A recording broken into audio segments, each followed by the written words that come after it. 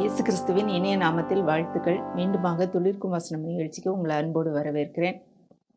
இன்றைக்கும் ஒரு செய்தியோடு உங்களை சந்திக்கிறதுல மகிழ்ச்சி. அதாவது வேதத்தில் உள்ள வசனங்களை நம்ம எப்படி புரிந்து கொள்வது? சில சமயங்களில் இரண்டு விதமான கருத்துக்கள் சொல்லப்படுது, மாறுபட்ட கருத்துக்களாக இருக்குது. இப்போ எதை நம்ம எடுத்துக்கிறது? இப்படிலாம் நமக்கு நிறைய கேள்விகள் வரும். பல சமயங்களிலே ஒரு கருத்தை மட்டும் எடுத்துக்கிட்டு, ஒரு வசனத்தை மட்டும் எடுத்துக்கிட்டு, அதுதான் சரி என்று சொல்லி நம்ம பல நேரத்தில் நம்ம பேசுகிறத கேட்டிருக்கோம். நம்ம கூட அப்படி நம்பியிருக்கோம். இப்படிப்பட்ட ஒரு இரண்டு விதமான கருத்துக்களை நம்ம எப்படி சரியாக புரிந்து கொள்வது அப்படிங்கிறது தான் இன்றைக்கி நம்ம பார்க்க போகிறோம். அதில் முதலாவது இன்றைக்கி நான் எடுத்திருக்கிற தலைப்பு பார்த்திங்கன்னா, பணத்தை குறித்து. அதாவது சரியா சரியில்லையா, எது சரி அப்படின்றது தான் நம்ம இன்றைக்கி பார்க்க போகிறோம். அதில் பணத்தை குறித்து உள்ள சரியான கருத்துக்கள் வேதத்தின் அடிப்படையில் எது சரியானது எது தவறானது அப்படின்னு சொல்லி நம்ம புரிந்து கொள்ள போகிறோம். எல்லாமே வேதத்தின் அடிப்படையில் தான். சில வசனங்களை நான் வாசிக்கிறேன். மத்தேயு 6:19, பூமியிலே உங்களுக்கு பொக்கிஷங்களை சேர்த்து வைக்க வேண்டாம், இங்கே பூச்சியும் துருவும் அவைகளை கெடுக்கும், இங்கே திருடரும் கன்னமிட்டு திருடுவார்கள். மத்தேயு 6:21, உங்கள் பொக்கிஷம் எங்கே இருக்கிறதோ அங்கே உங்கள் இருதயமும் இருக்கும். இந்த ரெண்டு வசனத்தின் அடிப்படையில் பார்த்தா இந்த பூமியில் நீங்கள் ஒன்றுமே சேர்த்து வைக்க வேண்டாம் அப்படின்றது நம்ம எடுத்துக்கொள்ளலாம் அப்படின்னு வருது. ஒரு வசனத்தை வாசிக்கிறேன். மத்தேயு 16:24, அப்பொழுது இயேசு தம்முடைய சீஷர்களை நோக்கி, ஒருவன் என்னை பின்பற்ற விரும்பினால் அவன் தன்னைத்தான் வெறுத்து தன் சிலுவை எடுத்துக்கொண்டு என்னை பின்பற்ற கடவன். இந்த வசனங்களெல்லாம் எடுத்து மொத்தமாக சில நேரம் இதை குறித்து, பணத்தை குறித்து ஒரு கருத்து பேசப்படுது. எப்படின்னா, பணம் நமக்கு இந்த உலகத்தில் இருக்கவே கூடாது, பொண்ணும் வெள்ளியும் நமக்கு இருக்கக்கூடாது, பணம் இருக்கக்கூடாது, பணத்தை வெறுத்துடணும், அது நமக்கு தேவையில்லை, பணம் இருந்தால் நம்ம நிச்சயமாக நரகத்துக்கு தான் போவோம் அப்படின்னு சொல்லி பேசுகிறத கேட்டிருக்கலாம். நம்ம கூட நிறைய நேரம் நினச்சிருக்கலாம். அது ஒரு கருத்து. ஒரு கருத்து பார்த்திங்கன்னா, இன்றைக்கி இதுக்குரிய விளக்கம்லாம் நான் கொடுக்க போகிறேன். அடுத்து ஒரு கருத்து, தசம பாகம் காணிக்கைகள் அதெல்லாம் செலுத்தலைன்னா கண்டிப்பாக ஆண்டவர் நம்மளை சபித்திருவார், தண்டனை கொடுப்பாரு அப்படின்னு சொல்லி ஒரு கருத்து இருக்குது. அதுக்குரிய வசனங்களை நான் வாசிக்கிறேன். மல்கியா 3:8, மனுஷன் தேவனை வஞ்சிக்கலாமோ? நீங்களோ என்னை வஞ்சிக்கிறீர்கள். எதிலே உம்மை வஞ்சித்தோம் என்கிறீர்கள்? தசம பாகத்திலும் காணிக்கைகளிலும் தானே. நீங்கள் சபிக்கப்பட்டவர்கள், ஜனங்களாகிய நீங்கள் எல்லாரும் என்னை வஞ்சித்தீர்கள். இதில் பார்த்தீங்கன்னா, தசம் பாகமும் காணிக்கைகளும் கொண்டு வராதவர்கள் சபிக்கப்பட்டவர்கள் அப்படின்னு சொல்லி ஆண்டவர் சாபத்தை கொடுக்குறாரு. அப்போது அதனால இந்த வசனத்தை வச்சு பேசுவாங்க. கண்டிப்பாக தசம் பாகமும் காணிக்கையிலும் நீங்கள் செலுத்தலைன்னா உங்களுக்கு சாபம் தான். உங்கள்கிட்ட இருக்கிறத எப்படியாவது ஆண்டவர் ஏதாவது தண்டனை கொடுத்து, இல்லை வீட்டில் ஏதாவது ரிப்பேர் ஆகி யாருக்காவது சோமில்லாமாகி ஹாஸ்பிட்டல் போய் இப்படி ஆண்டவர் எடுத்துக்குவார், ஏன்னா நமக்கு அது சாபம் அப்படின்னு சொல்லி பேசுகிறத கேட்டிருக்கலாம். நம்ம கூட அப்படி நினச்சிருக்கலாம், இன்றைக்கி தசம்பாவம் கொடுக்காதனால எனக்கு இப்படி நடந்துருச்சு. இந்த காரியங்களெல்லாம் கொடுத்து நான் பேசுகிறதுக்கு வசனங்களின் அடிப்படையில் நான் உங்களுக்கு எடுத்து காட்ட போகிறேன். முதலாவது எடுத்திருக்கிற ஒரு பகுதி பார்த்திங்கன்னா, மத்தேயு 19ஆம் அதிகாரம் 16ஆம் வசனத்துலேருந்து வாசிக்கிறேன். இது ஒரு நல்ல ஒரு ஐஸ்வர்யமுள்ள வாலிபன் ஒருவன் இயேசுவினிடத்தில் பேசினதை நம்ம இதில் பார்க்கலாம். அப்பொழுது ஒருவன் அவரை நோக்கி, நல்ல போதகரே, நித்திய ஜீவனை அடைவதற்கு நான் எந்த நன்மையை செய்ய வேண்டும் என்று கேட்டான். அதற்கு அவர், நீ என்னை நல்லவன் என்று சொல்வானேன்? தேவன் ஒருவர் தவிர நல்லவன் ஒருவனும் இல்லையே. நீ ஜீவனில் பிரவேசிக்க விரும்பினால் கற்பனைகளை கைக்கொள் என்றார். அவன் அவரை நோக்கி, எவைகளை என்று கேட்டான். அதற்கு இயேசு, கொலை செய்யாதிருப்பாயாக, விபச்சாரம் செய்யாதிருப்பாயாக, களவு செய்யாதிருப்பாயாக, பொய் சாட்சி சொல்லாதிருப்பாயாக, உன் தகப்பனையும் உன் தாயையும் கனம் பண்ணுவாயாக, உன்னிடத்தில் நீ அன்பு கூறுகிறது போல பிறனிடத்திலும் அன்பு கூறுவாயாக என்பவைகளையே என்றார். அந்த வாலிபன் அவரை நோக்கி, இவைகளெல்லாம் என் சிறு வயது முதல் கை கொண்டிருக்கிறேன், இன்னும் என்னிடத்தில் குறைவு என்ன என்றார். அதற்கு இயேசு, நீ பூரண சற்குணராய் இருக்க விரும்பினால் நீ போய் உனக்கு உண்டானவைகளெல்லாம் விற்று தரித்திரருக்கு கொடு, அப்பொழுது பரலோகத்தில் உனக்கு பொக்கிஷம் உண்டாயிருக்கும், பின்பு என்னை பின்பற்றி வா என்றார். அந்த வாலிபன் மிகுந்த ஆஸ்தி உள்ளவனாய் இருந்தபடியால் இந்த வார்த்தையை கேட்ட பொழுது துக்கமடைந்தவனாய் போய்விட்டான். அப்பொழுது இயேசு தம்முடைய சீஷரை நோக்கி, ஐஸ்வரிவான்கள் பரலோக ராஜ்யத்தில் பிரவேசிப்பது அரிதென்று மெய்யாகவே உங்களுக்கு சொல்கிறேன். மேலும் ஐஸ்வரிவான் தேவனுடைய ராஜ்யத்தில் பிரவேசிப்பதை பார்க்கிலும் ஒட்டகமானது ஊசியின் காதிலே நுழைவது எளிதாயிருக்கும் என்று உங்களுக்கு சொல்கிறேன் என்றார். அவருடைய சீஷர்கள் அதை கேட்டு மிகவும் ஆச்சரியப்பட்டு, அப்படியானால் யார் ரட்சிக்கப்படக்கூடும் என்றார்கள். இயேசு அவர்களை பார்த்து, மனுஷரால் இது கூடாதுதான், தேவனால் எல்லாம் கூடும் என்றார். இந்த பகுதியை கூட நம்ம பார்க்கும்போது சில சமயங்களில் நம்ம இதை புரிந்து கொள்கிறது எப்படின்னா, அப்போது ஐஸ்வர்யம் உள்ளவர்கள் பணம் வச்சுருக்கிறவங்க கண்டிப்பாக பரலோகத்துக்கு போக முடியாது. ஆண்டவர் எல்லாத்தையும் விற்று தரித்திரர் கொடுக்க சொல்கிறாரு. அதனால இந்த உலகத்தில் நமக்கு பொருள் இருக்கக்கூடாது அப்படின்னு சொல்லி நம்ம யோசிக்கலாம். ஆனால் அதுக்கு அடுத்து வர்ற 2 வசனங்களை நான் வாசிக்கிறேன். அப்பொழுது பேதுரு அவரை நோக்கி, இதோ நாங்கள் எல்லாவற்றையும் விட்டு உமக்கு பின்பற்றினோமே, உம்மை பின்பற்றினோமே, எங்களுக்கு என்ன கிடைக்கும் என்றான். அதற்கு இயேசு, மறுஜென்ம காலத்திலே மனுஷகுமாரன் தம்முடைய மகிமையுள்ள சிங்காசனத்தின் மேல் வீற்றிருக்கும் போது என்னை பின்பற்றின நீங்களும் இஸ்ரவேலின் 12 கோத்திரங்களையும் நியாயம் தீர்க்கிறவர்களாக 12 சிங்காசனங்களின் மேல் வீற்றிருப்பீர்கள் என்று மெய்யாகவே உங்களுக்கு சொல்கிறேன்.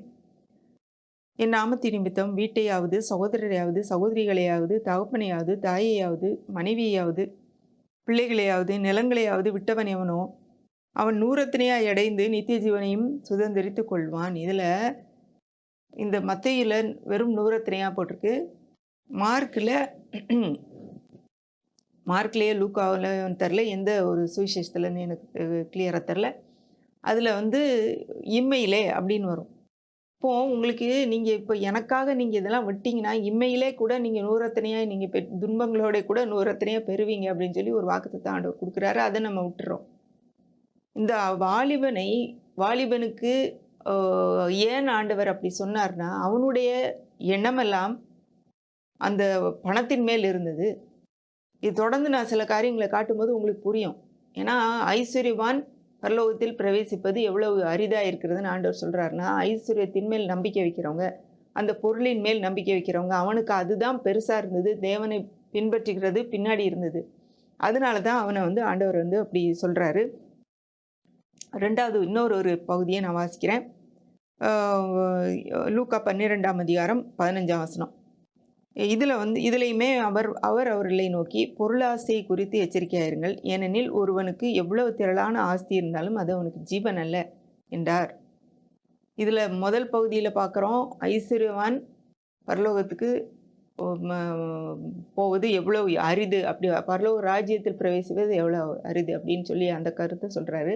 அதாவது தேவனுடைய ராஜ்யத்துக்குள்ளே வர்றதுக்கு, ரட்சிக்கப்படுறதுக்கு அவங்களுக்கு எவ்வளோ கஷ்டம். ஏன்னா அவங்களுக்கு அந்த பொருளை அதிகமாக முக்கியத்துவம் கொடுக்குறவர்கள் உள்ளே வர்றது கஷ்டன்றது தான் அது சொல்கிறாரு. ஏன்னா அது வித்துருன்னொடனே அவனுக்கு எண்ணமெல்லாம் அதில் இருந்தோடனே துக்கமுகமாக திரும்பி போயிட்டான், அவ்வளோதான்.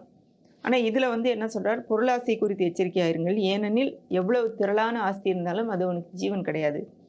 அப்போது பணத்தை காட்டிலும் ஜீவன் முக்கியன்றது தான் இந்த பகுதி காட்டுது. லூக்கா 12ஆம் அதிகாரம் 15 வாசிக்கிறேன். அல்லாமலும் ஒரு உவமை அவர்களுக்கு சொன்னார். ஐஸ்வர்யமுள்ள ஒருவனுடைய நிலம் நன்றாய் விளைந்தது. அப்பொழுது அவன், நான் என்ன செய்வேன், என் தானியங்களை சேர்த்து வைக்கிறதுக்கு இடமில்லையே. நான் ஒன்று செய்வேன், என் களஞ்சியங்களை இடித்து பெரிதாய் கட்டி எனக்கு விளைந்த தானியத்தையும் பொருட்களையும் அங்கே சேர்த்து வைத்து, பின்பு ஆத்துமாவே, உனக்காக அநேக வருஷங்களுக்கு அநேகம் பொருட்கள் சேர்த்து வைக்கப்பட்டிருக்கிறது. நீ இளைப்பாரி புசித்து குடித்து பூரிப்பாயிரு என்று என் ஆத்மாவோடே சொல்லுவேன் என்று தனக்குள்ளே சிந்தித்து கொண்டான். தேவனோ அவனை நோக்கி, மதிகேடனே, உன் ஆத்மா உன்னிடத்திலிருந்து இந்த ராத்திரியில் எடுத்துக்கொள்ளப்படும். அப்பொழுது நீ சேகரித்தவைகள் யாருடையதாகும் என்றார். தேவனிடத்தில் ஐஸ்வர்யவானாயிராமல் தனக்காகவே பொக்கிஷங்களை சேர்க்கிறவன் இப்படியே இருக்கிறான் அப்படின்னு சொல்லி இந்த பகுதி வருது. இந்த பகுதி எல்லாருக்குமே ஒரு பயங்காட்டுற பகுதி மாதிரி இருக்கும். அப்போது பொருள் சம்பாதித்து சேர்த்து வைக்கிறது தப்பா? அப்போ அப்படி வச்சிருக்கிறவங்களெல்லாம் நீங்கள் நேர நரகத்தான் போவீங்க, இல்லை அப்படி வச்சா நம்ம நரகத்தான் போவோம், இப்படி ஒரு தவறான கருத்து நிலவுது. ஆனால் இந்த இடத்துல ஆண்டவர் என்ன சொல்கிறாரு, திரளான ஆஸ்தி முக்கியமா, ஜீவன், அது திரளான ஆஸ்தி இருந்தாலும் அது அவனுக்கு ஜீவன் அல்ல. எதிர்காலத்தில் தனக்காக அதை சேமித்து வைக்கணும் அப்படின்றது தான் அவன் இருக்கிறான் ஒழிய, அது ஆண்டவருக்காக அது சேர்த்து வைக்கணும் ஆண்டவருடைய ராஜ்யத்துக்கு அது செலவழிக்கப்படணுன்றது அவனுடைய எண்ணம் இல்லை. ஏன்னா இதில் போடுறாரு, தேவனிடத்தில் ஐஸ்வர்யவானாய் இராமல் தனக்காகவே பொக்கிஷங்களை சேர்த்து வைக்கிறவன் இப்படியே இருக்கிறான். அந்த சேர்த்து வைக்கிற பொக்கிஷம் யாருக்காக உதவுது? ஒரு ஒரு வசனம் கூட எனக்கு இப்போ ஞாபகம் வருது. அந்த வசனத்தில், என் நெஞ்சமே என்னுடைய ஐஸ்வர்யங்கள், என்னுடைய செல்வம் எனக்கு வேண்டியதா இராமல் பூமியில் உள்ள பரிசுத்தவான்களுக்கு வேண்டியதா இருக்கிறது அப்படின்னு சொல்லி ஒரு சங்கீதத்தில் வாசித்திருக்கேன். அதே மாதிரி அப்போ நமக்குள்ள செல்வம் ஆண்டவருடைய பிள்ளைகளுக்காக செலவழிக்கப்படவும், ஆண்டவருடைய ராஜ்யத்துக்காக செலவழிக்கப்படவும், மற்றவர்களுக்கு உதவி செய்யவும் பயன்படுத்தப்படும் போது எவ்வளோ ஐஸ்வர்யம் இருந்தாலும் அதன் மேலே நம்பிக்கை வராது. ஆனால் இவன் தனக்காகவே அதை சேர்த்து வச்சு, இது உனக்கு எத்தனையோ வருஷங்களுக்கு ஆத்மாவே நீ சந்தோஷமா இருன்னு சொல்லி தன்னை மட்டுமே யோசிக்கும் போது அதில் தான் அந்த பிரச்சனையே வருது. அடுத்து 3வது ஒரு காரியத்தை காமிக்கிறேன். இதுவும் ஆண்டவர் சொன்ன ஒரு உவமை. லூக்கா 16 அதிகாரத்தில் வருது. பின்னும் அவர் தம்முடைய சீஷரை நோக்கி, ஐஸ்வர்யவானாகிய ஒரு மனுஷனுக்கு ஒரு உக்கிரானக்காரன் இருந்தான். அவன் தன் எஜமானுடைய ஆஸ்திகளை அழித்து போடுகிறதாக எஜமானுக்கு அறிவிக்கப்பட்டது. அப்பொழுது எஜமான் அவனை வரவழைத்து, உன்னை குறித்து நான் இப்படி கேள்விப்படுகிறது என்ன? உன் உக்கிரான கணக்கை ஒப்புவி. இனி நீ உக்கிரானக்காரனா இருக்கக்கூடாது என்றான். அப்பொழுது உக்கிரானக்காரன், நான் என்ன செய்வேன்? என் எஜமான் உக்கிரான விசாரிப்பிலிருந்து என்னை தள்ளி போடுகிறானே. கொத்துகிறதுக்கு எனக்கு பலன் இல்லை, இறக்கவும் வெட்கப்படுகிறேன். உக்கிரான விசாரிப்பை விட்டு நான் தள்ளப்படும் போது என்னை தங்கள் வீடுகளில் ஏற்றுக்கொள்வார் உண்டாகும்படி செய்ய வேண்டியது இன்னதென்று எனக்கு தெரிய வந்தது என்று தனக்குள்ளே சொல்லிக்கொண்டு தன் எஜமானிடத்தில் கடன்பட்டவர்களை ஒவ்வொருவனாக வரவழைத்து முதலாவது வந்தவனை நோக்கி, நீ என் எஜமானிடத்தில் பட்ட கடன் எவ்வளவு என்றான். அவன் 100 குடம் எண்ணெய் என்றான். அப்பொழுது உக்கிரானக்காரன் அவனை நோக்கி, நீ உன் சீட்டை வாங்கி உட்கார்ந்து 50 என்று சீக்கிரமாய் எழுது என்றான். பின்பு அவன் வேறொருவனை நோக்கி, நீ பட்ட கடன் எவ்வளவு என்றான். அவன் 100 கலம் கோதுமை என்றான். அப்பொழுது அவன், நீ உன் சீட்டை வாங்கி 80 என்று எழுது என்றான். அநீதியுள்ள உக்கிரானக்காரன் புத்தியாய் செய்தான் என்று எஜமான் கண்டு அவனை மெச்சி கொண்டான். இவ்விதமாய் ஒளியின் பிள்ளைகளை பார்க்கிலும் பிரபஞ்சத்தின் பிள்ளைகள் தங்கள் சந்ததியில் அதிக புத்திமான்களாய் இருக்கிறார்கள். நான் உங்களுக்கு சொல்கிறேன், நீங்கள் மாளும்போது உங்களை நித்தியமான வீடுகளில் ஏற்றுக்கொள்வார் உண்டாகும்படி அநீதியான உலகப் பொருளால் உங்களுக்கு சிநேகிதரை சம்பாதியுங்கள். இந்த பகுதியில் பார்த்தீங்கன்னா இது ஒரு காரியத்தை நமக்கு சொல்லுது. இந்த ஒரு உவமையை நமக்கு புரியாத மாதிரி இருக்கலாம். அவன் ஏற்கனவே திருடிக்கிட்டு இருக்கான். அவன் உரிமையாளன் கிடையாது. அவன் ஒரு மேனேஜர், ஒரு ஒரு எஜமானுக்கு கீழே வேலை செய்கிறவன். ஆனால் அவன் திருடிக்கிட்டு இருக்கான் பணத்தைன்னு சொல்லி எஜமான் கேள்விப்பட்டவுடனே அவனை நீ அவ்வளோதான் கணக்க முடி, நான் உன்னை வேலை விட்டு தூக்க போகிறேன்னு சொன்ன உடனே இவன் என்ன செய்கிறான், ஐயையோ நான் வேலை இது பண்ணால் எனக்கு வழியே கிடையாது, எனக்கு வேலை கடினமாக உழைச்சி என்னால் வேலை செய்கிறதுக்கு எனக்கு பலன் கிடையாது, நான் போய் பிச்சை எடுக்கிறதுக்கும் எனக்கு கேவலமாக இருக்குது, நான் என்ன செய்கிறது அப்படின்னு சொல்லிட்டு என்ன செய்கிறான், எஜமான்கிட்ட கடன் வாங்கின ஒருத்தனையும் கொண்டு கூப்பிட்டு அவங்களுடைய கடனெல்லாம் குறைச்சி எழுதுறான். ஏற்கனவே திருடினது பார்த்தாது இன்னும் கொஞ்சம் திருடுறான். ஆனால் எஜமான் அவனை பாராட்டின மாதிரி இங்கே கொடுக்கப்பட்டிருக்குது. ஏன்னா இப்போ தான் அவன் பணத்தை எதிர்காலத்துக்காக சேமிக்கணுன்ற அந்த எண்ணத்தை இப்போ தான் புரியுது. அதாவது மனுஷர்கள்ட்ட இன்வெஸ்ட் பண்ணணும், இந்த பணத்தை வச்சு மனுஷர்களை சம்பாதிக்கணும்னு சொல்கிறத புரிஞ்சிருக்கிறான்னு சொல்லி எஜமான் அவனை பாராட்டுறான். எஜமானுக்கு அந்த பணத்தை கையாளுற விதத்தை அவன் கவனித்து பார்க்குறான். இது வரைக்கும் அவன் பாக்கெட்டில் போட்டுக்கிட்டு இருந்தவன் இன்றைக்கி அந்த இதை எடுத்து அடுத்தவன் பாக்கெட்டில் போடுறான். ஏன்னா இந்த வேலையிலேருந்து நம்ம போனால் அவங்க வீட்டில் ஒரு கொஞ்சம் ஏதாவது சாப்பாடு கொடுப்பாங்க, நம்மளை வரவேற்பாங்க, நமக்கு ஏதாவது உதவி செய்வாங்க அப்படின்னு சொல்லி அதனால அதை செய்கிறான். அதனால தான் அவன் எஜமான் மெச்சிக்கிறான். இப்போவாது உனக்கு புத்தி வந்ததே, பணத்தை எதிர்காலத்துக்காக சேமிக்கணும்னு சொல்லி. அப்போ ஆண்டவர் அதை வச்சு ஒன்று சொல்கிறாரு, நீங்கள் மாளும்போது உங்களை நித்தியமான வீடுகளில் ஏற்றுக்கொள்வார் உண்டாகும்படி அநீதியான உலகப் பொருளினால் உங்களுக்கு சிநேகிதரை சம்பாதிங்கள். இதில் உலகப் பொருளுக்கு ஒரு அடைமொழி ஆண்டவர் கொடுக்குறாரு. பணம் அநீதியான உலகப் பொருள், அன்ரைச்சஸ் மேமன், அதாவது நீதி உள்ளதில்லை. இது ஆண்டவர் உருவாக்கலை பணத்தை. ஆண்டவர் இந்த உலகத்தை படைச்சப்ப பணம்ன்ற ஒரு கமாடிட்டி மனுஷனாக உருவாக்குனது. ஏன்னா பொருட்களை கொடுத்து பண்டமாற்று முறை பண்ணுறதுக்கு கஷ்டமாக இருக்குது. அதனால பணம்ன்ற ஒரு இதை உருவாக்கியிருக்கான். அப்போ அந்த பணத்தை வைத்து, இந்த அநீதியான பணத்தை வச்சு நம்ம வந்து சிநேகிதரை சம்பாதிக்கணுமா? அப்போ இந்த பணம் சரியான விதத்துல பயன்படுத்தப்பட வேண்டும். பணம் இருக்கிறது தப்பில்ல. பணத்தை கொண்டு மற்றவர்களுக்கு நம்ம உதவி செய்றோமா? மற்றவர்கள மற்றவர்களுடைய வாழ்க்கையை நம்ம வந்து ஒரு முன்னேற்றத்துக்கு நம்ம ஒரு உறுதுணையா இருக்கிறோமா? நம்மிடத்துல கேட்கிறவர்களுக்கு கொடுக்க நம்மால் முடியுதா? ஒரு கஷ்டம் இல்லாம, ஐயோ! என்னுடைய பணம் இது அப்படின்னு நம்ம நெனைக்கிறோம். ஆனா இதுல அழகா குடுக்கப்பட்டிருக்கு. உக்கிரானக்காரன் நம்மெல்லாம் வந்து என்னதான் நம்ம சம்பாதிச்சு நம்முடைய கடின உழைப்பினால பணம் சம்பாதித்தாலும், அந்த பணம் தேவனுடையது. ஏன்னா நம்முடைய வாழ்க்கையே அவருடைய கையில இருக்கு. அவர் குடுத்த ஞானம், அவர் குடுத்த திறமை, அவர் குடுத்த வேலை, அதனால் நாம் சம்பாதித்த பணம். இது வந்து நம்முடையது என்று சொல்லி நமக்காக கட்டி வைக்கக்கூடாது. இது பிறருக்காக பயன்படுத்தப்பட வேண்டும். நீங்கள் மாளும்போது நித்திய வீட்டில வந்து உங்கள வரவேற்கிறக்கு ஆள் இருப்பாங்கன்னு சொல்லி சொல்ற இந்த வசனத்திலேருந்து நமக்கு என்ன புரியுது? ஆண்டவருடைய ராஜ்யத்துக்காக, ஆண்டவருடைய ஊழியங்களுக்காக நம்ம குடுக்கும்போது, நமக்காக நித்தியமான வீடுகளிலே நம்மள ஏற்றுக்கொள்றக்கு ஆட்கள சம்பாதிக்கிறோம்னு சொல்லி ஆண்டவர் வசனத்த சொல்றாரு. அப்போ இந்த பொருளை செலவழிக்கிற விதம், அதை பார்க்கிற விதம் வித்தியாசமாக இருக்கணும் அப்படிங்கிறத இங்க நம்ம பார்க்குறோம். இப்போ பொருளே இருக்கக்கூடாது. ஐஸ்வர்யவான்களா இருக்கிறவங்கலாம் மோசமானவங்க அப்படின்னு கிடையாது. அந்த பொருளை எப்படி கையாளுகிறோம் என்பது முக்கியன்றத நம்ம தெரிந்து கொள்ளணும். இன்னொரு 4வது காரியம் ஒண்ணு காமிக்கிறேன். லூக்கா 16ஆம் அதிகாரம் 19ஆம் வசனம். ஐஸ்வர்யமுள்ள ஒரு மனுஷன் இருந்தான். அவன் இரத்தாம்பரமும் விலையேறப்பெற்ற வஸ்திரமும் தரித்து அனுதினமும் சம்பிரமமாய் வாழ்ந்து கொண்டிருந்தான். லாசரு என்னும் பெயர் கொண்ட ஒரு தரித்திரனும் இருந்தான். அவன் பருக்கள் நிறைந்தவனாய் அந்த ஐஸ்வர்யவானுடைய வாசல் அருகே கிடந்து அவனுடைய மேஜையிலிருந்து விழும் துணிக்கைகளினாலே தன் பசியை ஆற்ற ஆசையாய் இருந்தான். நாய்கள் வந்து அவன் பருக்களை நக்கிற்று. பின்பு அந்த தரித்திரன் மரித்து தேவதூதரால் ஆபிரகாமுடைய மடியிலே கொண்டு போய் விடப்பட்டான். ஐஸ்வர்யவானும் மரித்து அடக்கம் பண்ணப்பட்டான். பாதாளத்தில் அவன் வேதனைப்படுகிற போது தன் கண்களை ஏறெடுத்து தூரத்திலே ஆபிரகாமையும் அவன் மடியிலே லாசருவையும் கண்டான். அப்பொழுது அவன் தகப்பனாகிய ஆபிரகாமே, எனக்கு இறங்கி லாசரு தன் விரலின் நுனியை தண்ணீரிலே தோய்த்து என் ஆவி குளிர பண்ணும்படி அவனை அனுப்ப வேண்டும், இந்த அக்கினி ஜுவாலையில் வேதனைப்படுகிறேனே என்று கூப்பிட்டான். அதற்கு ஆபிரகாம், மகனே, நீ பூமியிலே உயிரோடு இருக்கும் காலத்தில் உன் நன்மைகளை அனுபவித்தாய். லாசருவும் அப்படியே தீமைகளை அனுபவித்தான். நீ அதை நினைத்துக்கொள். இப்பொழுது அவன் தேற்றப்படுகிறான், நீயோ வேதனைப்படுகிறாய்.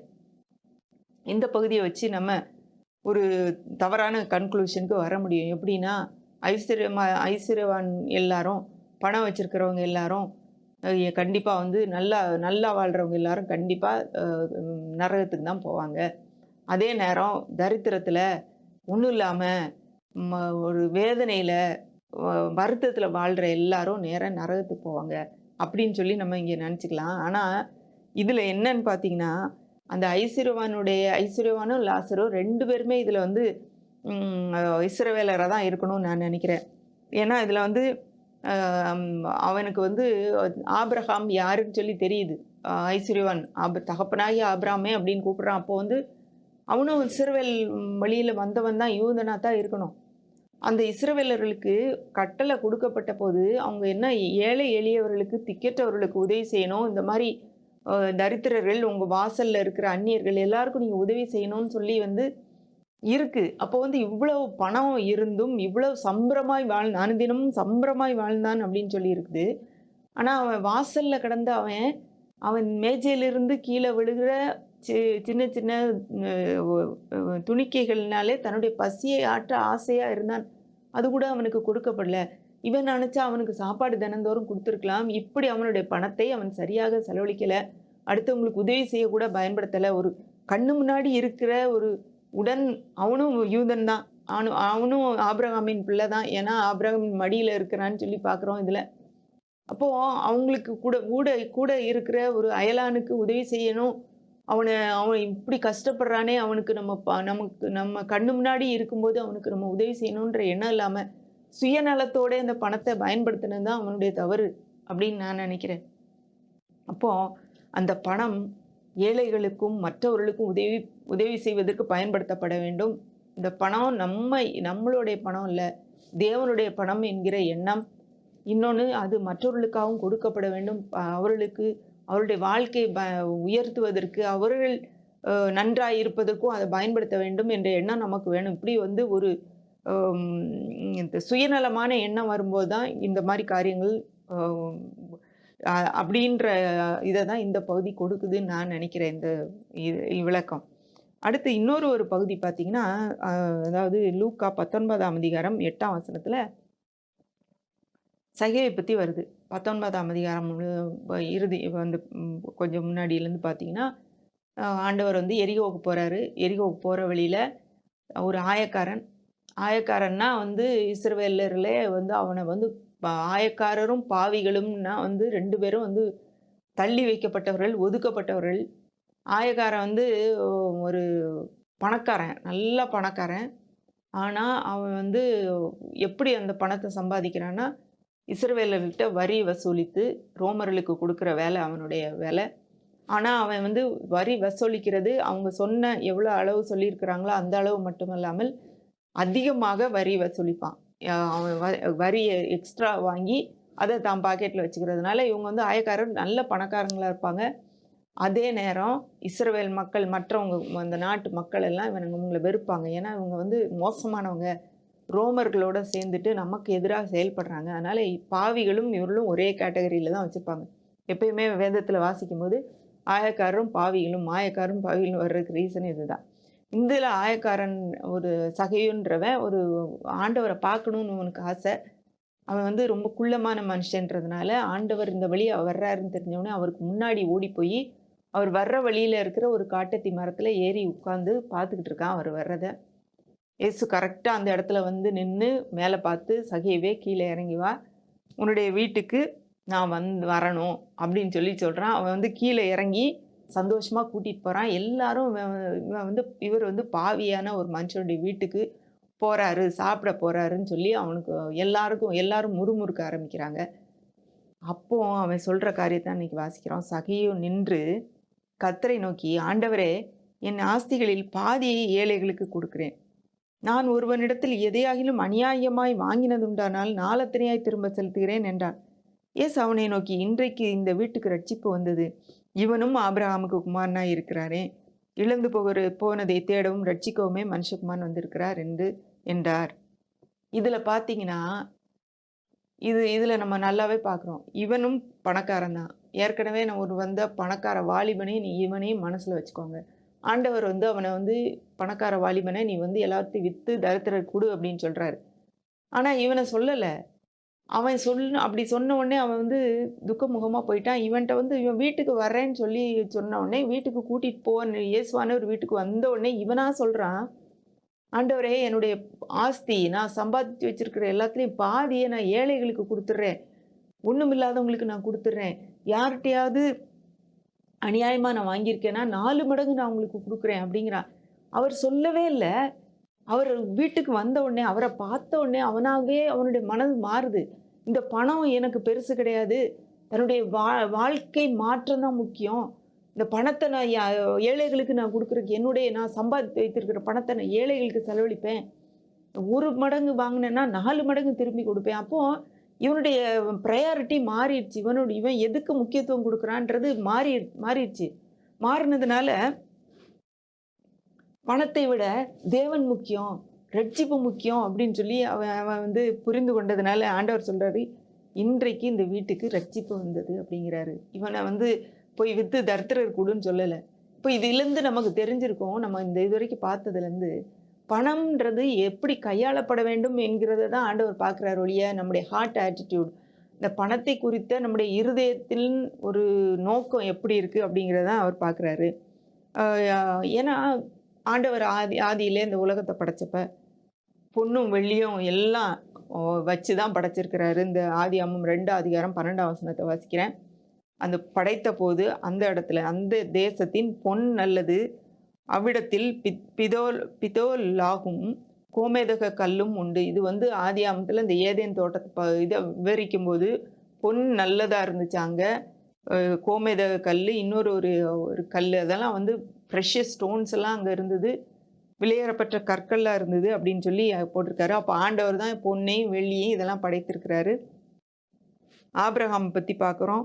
ஆதியாகமம் 13 அதிகாரம் 2ஆம் வசனம். ஆபிரகாம் மிருக ஜீவனும் வெள்ளியும் பொன்னுமான ஆஸ்திகளை உடைய சீமானா இருந்தான். இவன் இப்படி சீமானா இருக்கிறானே, அப்போ இவன் நேர நரகத்தப்பா போயிருப்பானா? இல்ல. அவன் ஆண்டவர் கொடுத்தது ஆசீர்வாதத்தினாலே அவன் ஆசீர்வதிக்கப்பட்டிருந்தான். ஆனால் அவனுடைய எண்ணம், இருதயம் அந்த பணத்தின் மேல் இல்ல. இது நீங்க ஆபிரகாமுடைய கதையை நீங்க வாசித்து பார்த்தீங்கன்னா தெரியும். அதே மாரி தாவீதை குறித்து நான் சொல்றேன். 1 நாளாகமம் 29ஆம் அதிகாரம் 2ஆம் வசனம், 3ஆம் வசனத்தை வாசிக்கிறேன்.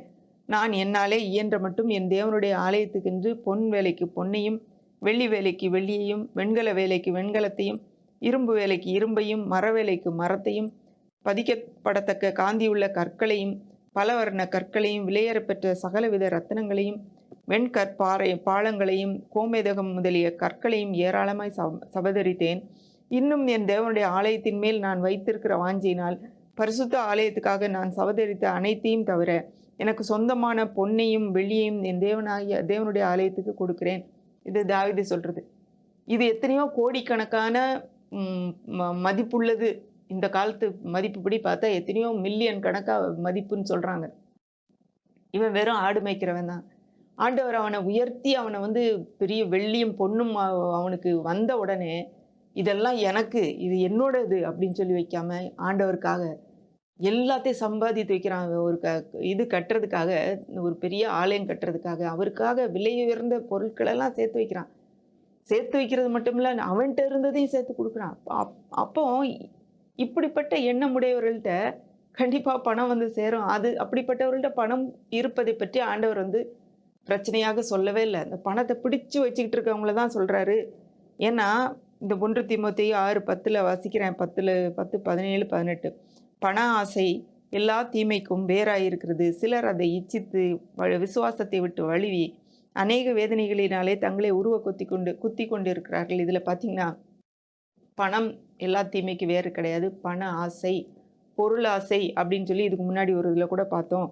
இவ்வுலகத்தில் ஐஸ்வர்யம் உள்ளவர்கள் இருமாப்பான சிந்தை உள்ளவர்களாயிராமலும் நிலையற்ற ஐஸ்வர்யத்தின் மேல் நம்பிக்கை வையாமலும் நாம் அனுபவிக்கிறதற்கு சகலவித நன்மைகளையும் நமக்கு சம்பூர்ணமாய் கொடுக்கிற ஜீவனுள்ள தேவன் மேலே நம்பிக்கை வைக்கவும், நன்மை செய்யவும், நற்கிரியில் ஐஸ்வர்யவான்களாய் இருக்கவும், தாராளமாய் கொடுக்கிறவர்களும் உதார குணமுள்ளவர்களாய் இருக்கவும், நித்திய ஜீவனை பற்றி கொள்ளும்படி வருங்காலத்துக்கு தங்களுக்கு நல்ல ஆதாரத்தை பொக்கிஷமாக வைக்கவும் அவர்களுக்கு கட்டளையிடு. இதில் ஐஸ்வர்யவான்கள் என்னென்ன செய்யணும், பணம் இருக்கிறவங்க எப்படி இருக்கணும் அப்படிங்கிறத பார்க்குறோம். அவங்க பெருமையோடு இருக்க வேண்டாம். இந்த ஐஸ்வர்யத்தின் மேலே நம்பிக்கை வைக்க வேண்டாம். இது எல்லாத்தையும் கொடுத்த தேவன் மேலே நம்பிக்கை வைக்கணும். உதார குணமுள்ளவர்களாக இருக்கணும். எல்லாருக்கும் கொடுக்குறவங்களா இருக்கணும். நன்மை செய்கிறவங்களா இருக்கணும். இப்படின்னு சொல்லி சில காரியங்களை கொடுக்குற ஐஸ்வர்யவான்களாகவே இருக்கக்கூடாது. நீ எல்லாத்தையும் விற்று தரித்திரர் கொடுத்துட்டு நீயும் ஒன்றும் இல்லாமல் இரு அப்படின்னு சொல்லி அந்த போதனை கிடையவே கிடையாது. அப்போ பணம் வைத்திருக்கிறது தவறு. நம்ம பணம் வச்சுருந்தா நீ நேராக நரகத்துக்கு தான் போவேன்னு சொல்லி பேசுகிறது தப்பு. இன்னொரு காரியம், நான் ஒரு ஒரு ஒரு வசனம் வாசித்தேன். நீங்கள் தசமா பாகம் கொடுக்கல அப்படின்னா சபிக்கப்பட்டவர்கள் அப்படின்னு சொல்லி, ஏன்னா தசம பாகத்தை வஞ்சித்தீர்களே அப்படின்னு சொல்லி நம்ம ஒரு வசனத்தை மல்கியால் வாசித்தோம். அதை கூட சில நேரம் வைத்து அப்போ நம்ம தசம பாகம் கொடுக்கலன்னா ஆண்டவர் என்னை சபிச்சிருவார் அப்படின்னு சொல்லி நம்ம யோசிச்சுட்டு இருக்கலாம். ஆனால் கலாத்தியர் 3:13 வருது, கிறிஸ்து நமக்காக சாபமாகி நியாயப்பிரமாணத்தின் சாபம் எதுக்கு நம்மை நீங்களாக்கி விடுவித்தார் சொல்லி வசனம் வருது. அப்போது நமக்கு நியாயப்பிரமாணத்தின்படி வருகிற சாபம் அந்த தசம பாகம் செலுத்தலைன்னா வருகிற சாபம் கிடையாது. தசம பாகம் நியாயப்பிரமாணத்துக்கு முன்னாடியே இருக்குது. ஆனால் அதுக்குரிய சாபத்தையும் நமக்கு ஆண்டவர் நீங்களாக்கி விடுவித்துட்டார். அப்போ ஆண்டவருக்கு கொடுக்க வேண்டிய அவசியமே இல்லையா? புதிய ஏற்பாட்டு காலத்தில் இப்போ இயேசுவின் நமக்கு அதுலேருந்து சிலுவையிலே நமக்கு சாபத்திலேருந்து விடுதலை கொடுத்த பிறகு நம்ம பணம் கொடுக்க வேண்டிய அவசியமே இல்லையா அப்படின்னா, இதில் 2 கொரிந்தியர் 9:7 அதற்கு மாற்று கொடுத்துருக்கு. அவனவன் விசனமாயும் அல்ல, கட்டாயமாயும் அல்ல, தன் மனதில் நியமிக்கப்பட்டபடியே கொடுக்க கடவன். உற்சாகமாய் கொடுக்கிறவனிடத்தில் தேவன் பிரியமாயிருக்கிறார். இப்போ நம்ம இப்போ எப்படி கொடுக்கணும்? ஐயோ ஆண்டவர் என்னை தண்டிச்சிருவாரு, என்னை சபிச்சிருவாரு அப்படின்னு இல்லை. மன உற்சாகமாய் மனதில் நிர்ணயித்தபடியே சந்தோஷமா இந்த ஆண்டவர் என்னை எப்படி ஆசீர்வச்சிருக்கிறார், நான் அவருக்கு அதிகமாக கொடுப்பேன், என்னால் முடிந்த அளவு நான் கொடுப்பேன்னு சொல்லி சந்தோஷமாக கொடுக்கணும். இப்போ இப்படித்தான் நம்முடைய பணத்தை நாம் கையாள வேண்டும். சில காரியங்கள நம்ம பார்த்தோம்ல. மற்றவங்க வாழ்வை முன்னேற்றதுக்கு நம்ம வைத்திருக்கிற பணம் பயன்படுத்தப்பட வேண்டும். ஏன்னா, இந்த பணம் நம்முடைய பணம் அல்ல. நம்ம வந்து பணத்தை மேனேஜ் பண்ணுகிற மேனேஜர்ஸ் தான். சிலர்ட்ட அதிகமா இருக்கு. சிலர் ஒருவேளை அவங்களுக்கு வாய்ப்புகள் அதிகமா இருக்கலாம். வசதிகள் அதிகமா இருக்கலாம். பிறந்த குடும்பம் அப்படி இருக்கலாம். அதனால எனக்கு எல்லாமே இருக்கு. இது எனக்குரியதுன்னு அப்படி நம்ம வைக்காம, அவ்வளோ பணம் இருக்கிறவங்க அவ்வளோ அதிகமாக நம்ம ஏழை எளியவர்களுக்கு உதவி செய்யலாம். மற்றவர்களுடைய வாழ்க்கையை முன்னேற்றலாம். தேவனுடைய ராஜ்யம் முன்னேறதுக்கு நம்ம வந்து அதுக்கு இன்வெஸ்ட் பண்ணலாம். அப்படிதான் நம்ம நித்திய வீடுகளிலே நம்ம ஏற்றுக்கொள்வார்களை சம்பாதிக்க முடியும். இந்த உலகத்துல பணத்தை வந்து நம்ம இன்வெஸ்ட் பண்ணா பூச்சியும் புழுவும் அரிக்கும் அப்படின்னு சொல்லி போட்டிருக்கு. அப்போ இந்த உலகத்திலே அதை சேமித்து வைக்கிறது இருந்தாலும் ஒரு பக்கம், இந்த பக்கம் நம்ம வந்து ஆண்டவருடைய ராஜ்யத்துக்கு கொடுக்கும்போது நித்தியமான காரியங்கள்ல நித்தியமான பேங்க்ல, அழியாத பேங்க்ல நம்ம போட்டு வைக்கிறோம். இப்போ இப்படிதான் நம்ம இதை புரிந்து கொள்ள வேண்டும். அதாவது ஒரு பணத்தினுடைய ஒரு இச்சை, அந்த இச்சை தான் வந்து அந்த பிடிப்பு, அந்த பணத்தை வந்து நம்ம எப்படி கையாளுகிறோம் என்கிற நம்முடைய உள்ளத்தில் நோக்கத்தை ஆண்டவர் பார்க்குறாரு. நம்ம மனுஷங்க முன்னாடி வேணா நம்ம ஏதாவது நம்ம ரொம்ப தாராளமாக இருக்கிற மாதிரி காட்டிக்கொள்ளலாம். ஆனால் உள்ளத்தின் ஆழத்தில் நாம் பணத்தின் மேல் பற்று உள்ளவர்களாக இருக்கிறோமா?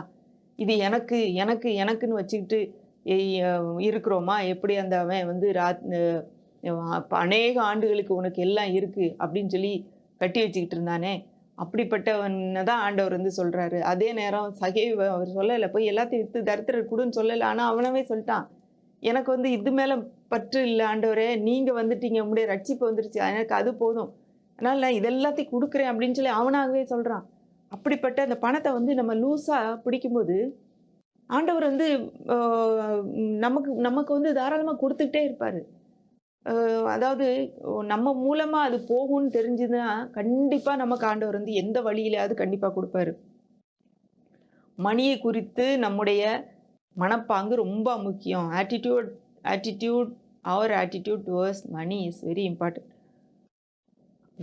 ஆண்டவர் நம் மூலமாக பணத்தை குடிக்க முடியும், மற்றவங்களுக்கு போகும் அப்படின்னு தெரிஞ்சதுன்னா கண்டிப்பாக நமக்கு கொடுப்பாரு. இந்த நம்மகிட்ட இருக்கிற பணம் நம்முடையதல்ல, அது வந்து மற்றவர்களுக்கும் பயன்பட வேண்டும், முக்கியமாக ஆண்டவருடைய ராஜ்யத்துக்கும் பயன்படுத்தப்பட வேண்டும். இன்னைக்கு நம்ம பார்த்த